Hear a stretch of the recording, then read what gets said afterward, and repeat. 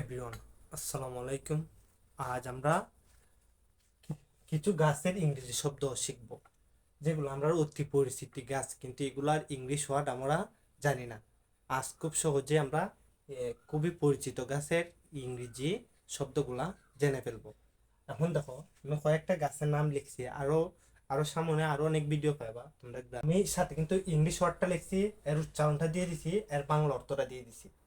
খুব সহজেই তোমরা শিখতে পারবা, তাই আমি উচ্চারণ সহ বাংলা অর্থ সহ দিয়ে দিছি। যেমন দেখো আছে পাম পাম ট্রি অর্থ হলো তাল গাছ। পাম ট্রি অর্থ তাল গাছ, খুবই পরিচিত একটি গাছ তাল গাছটি। আমরা তাল গাছের ইংরেজি শব্দটা শিখে পেলাম। এবার দেখো ডেট ট্রি মানে খেজুর গাছ। ডেট ট্রি শব্দ অর্থ খেজুর গাছ। আমরা খেজুর গাছ খুবই পরিচিত, কিন্তু আমরা অনেকেই খেজুর গাছে ইংরেজি শব্দটা বলতে পারি না। দেখো, আমরা খেজুর গাছে ইংরেজি শব্দটা শিখে পেলাম। খেজুর গাছের ইংরেজি শব্দটা হলো ডেট ট্রি। এরপর দেখো বিয়ান ট্রি মানে বট গাছ। আমরা সবাই কিন্তু বট গাছ চিনি, কিন্তু অনেকেই বট গাছের ইংরেজি বলতে পারি না। বিয়ান ট্রি অর্থ বট গাছ। এরপর দেখো জেক ট্রি শব্দ অর্থ কাঁঠাল গাছ। এরপর তো আছে ম্যাঙ্গো ট্রি শব্দ অর্থ আম গাছ। আমরা সুপারি গাছের ইংরেজি ওয়ার্ডটা আমরা জানি না। দেখো দেখো আজ আমরা খুবই সহজে শিখবো।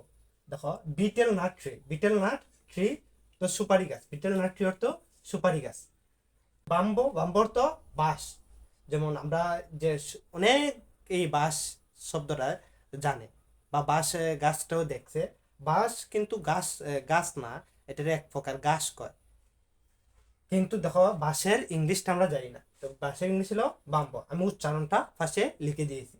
এরপর দেখো প্লান্ট তো চারা গাছ। ছোট ছোট গাছগুলো হয় প্লান্ট গুলো চারা গাছ। এরপর দেখো, নার্সারির মধ্যে যে গাছগুলো তৈরি হয় এগুলো হলো প্লান্ট বা চারা গাছ। এরপর দেখো ট্রিনি প্লান্ট তো কাঁটাযুক্ত গাছ। যে সব গাছের মধ্যে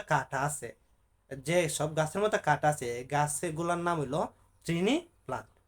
অর্থ হইলো কাঁটাযুক্ত গাছ। খুব সহজেই দেখো, আমরা এই কয়েকটা শব্দ দিয়ে আমরা খুব পরিচিত গাছের নাম শিখে ফেললাম। এরকম আরো ভিডিও পেতে আমার চ্যানেলটি অবশ্যই সাবস্ক্রাইব করবা। আর যারা ফেসবুক থেকে দেখবা, অবশ্যই তারা ফেসবুকে ফলো দিয়ে রাখবা। আসসালামু আলাইকুম।